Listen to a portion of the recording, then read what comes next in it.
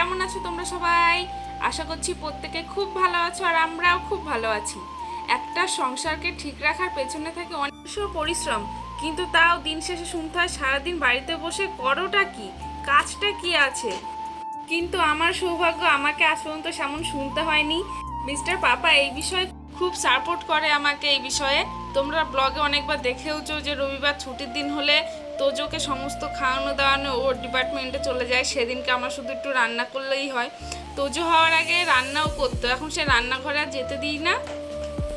তোমাদের সঙ্গে গল্প করতে করতে দেখো আমার জামা কাপড় কাচাও হয়ে গেল। আর এখন ঘড়িতে বাজে সকাল 8টা। ঘুম থেকে উঠে শুরু হয় আমার যুদ্ধ। কি ভাবছো সত্যি সত্যি যুদ্ধ করতে চাই? না না, সেমন কোনো ব্যাপার না। তোজোর পাপা অফিস যাবে, সেই খাবার দাবার রেডি করা, তোজোর গরম জল করা, খাবার করা, সমস্ত কিছু একটা ছক্কা বাঁধা যুদ্ধের মতন শুরু হয়।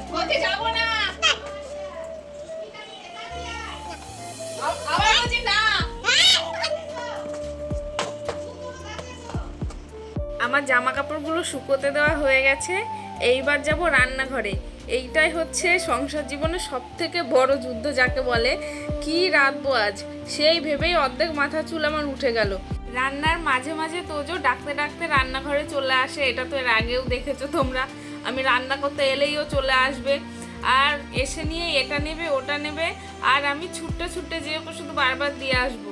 মাঝে মাঝে খুব ক্লান্ত লাগে জানো তো, কিন্তু ওর একটা হাসি যেন সব ক্লান্তি ভুলিয়ে দেয়। এইভাবেই কাটে আমার প্রতিদিন। নতুন কিছু নয়, কিন্তু প্রতিদিনই নতুন রকমের ভালোবাসা, যত্ন আর দায়িত্ব নিয়ে হয় আমার দিনটা। একটা নতুন সকাল যখন শুরু হয় তখন চারপাশের নীরবতা, আর আমি নিঃশব্দে শুরু করি আমার লড়াই। বিছানা গোছানো, বাসন ধোয়া, জামা কাপড় কাচা, আর রান্না তো আছেই। সব কিছুই ঠিক রাখতে হয়। কেউ দেখে না জানো তো, তবুও ঠিক করতে হয়। তোজোর ঘুম ভাঙে ওর দুধ রেডি করা, কর্তামশাই অফিসে যাবে তার জোগাড় দেওয়া, সবার আগে আমাকেই রেডি হতে হয়। কারণ আমি যদি দেরি করি পুরো সংসারটাই আটকে যাবে। দেখো তোমাদের সঙ্গে গল্প করতে করতে আমার সবজিও কাটা হয়ে গেছে, মাছও ধোয়া হয়ে গেছে। কি কি সবজি কাটলাম বলো তো, তোমরা কি চিনতে পেরেছো? অনেকে হয়তো চিনেছো, অনেকে হয়তো জানো না ওটাকে কি বলে। ওই যেটা কাটলাম ঝিঙের মতন দেখতে, ওটা কিন্তু ঝিঙে না, ওটাকে ধুদুল বলে। আজকে ধুদুল আলু পোস্ত রান্না করব। যেমন ওই আলু ঝিঙের পোস্ত হয় সেই রকমই ধুদুল আলু দিয়ে পোস্ত রান্না করব। ওলে বাবা কি সুন্দর তেল চলছে, বাহ! কিছুক্ষণ আগে বলছিলাম না যে রান্না করতে করতে আমার ডাক পড়ে। দেখো আমার আবার ডাক পড়ে গেছে। ওর সঙ্গে একটু খেলা টেলা করে আবার দিয়ে আসবো, তারপর আবার যাবো রান্নাঘরে। আগে সর্ষে আর পোস্তটা আগে বেটে নিই, কেননা বারবার কারেন্ট চলে যাচ্ছে আজকে। আর একবার যদি যাচ্ছে আর আধ ঘন্টা 1 ঘন্টা নিচে আসছে না, তখন আমার আবার শিলনোড়ায় ঘষে ঘষে বাটতে হবে। অত পারবো না বাবা, আগে ওর জন্য আগে মশলাটা বেটে নিচ্ছি। এটা করা হয়ে গেলে তখন আর চিন্তা নেই। এদিকে দেখো আমার ওই ধুদুল আলু পোস্তটা হয়ে গেছে, এবার ওখান থেকে একটুখানি এতে দিয়ে দেবো। আর কি কি রান্না করলাম আজকে দেখো, চিচিঙ্গা আর ডিম দিয়ে ভাজা করেছি, আর এদিকে ঝিঙে আলু পোস্ত করেছি, আর বাটা মাছের ঝাল করেছি, আর এই মুসুরির ডাল করেছি পাতলা করে পেঁয়াজ দিয়ে। এগুলো তো রেগুলার রান্না, ওর জন্য রেসিপি দেখালাম না।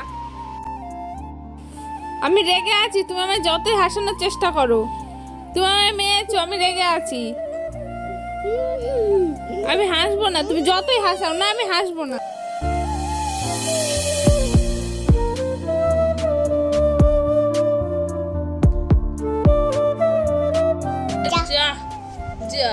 আমার তো হাত বুনিয়ে দি। কোথায় ব্যথা বাবা? এখানে ভীষণ ব্যথা। কোথায়? এখানে? উলি বাবালি দেখো, এখানে ভীষণ ব্যথা।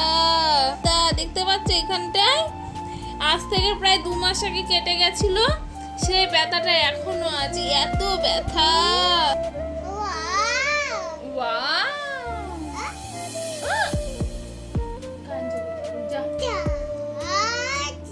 যা যা, কারেন্ট চলে গেল। যা, ডগি কেমন ডাকে?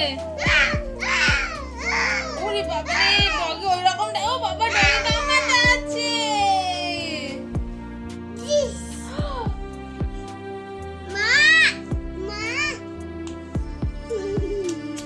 আমি গুনি করে দিই, আবার আমি গুনি করে দিই। আমি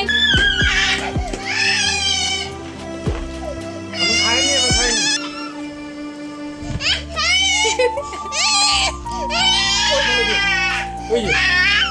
ওই যে টিকটিকি নিয়ে গেছে। এত নেবে?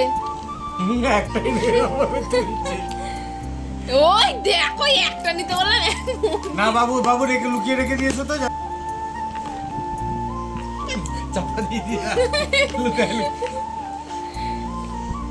নেয়নি নেয়নি নেয়নি। হাত গুটিয়ে নিয়েছে যে।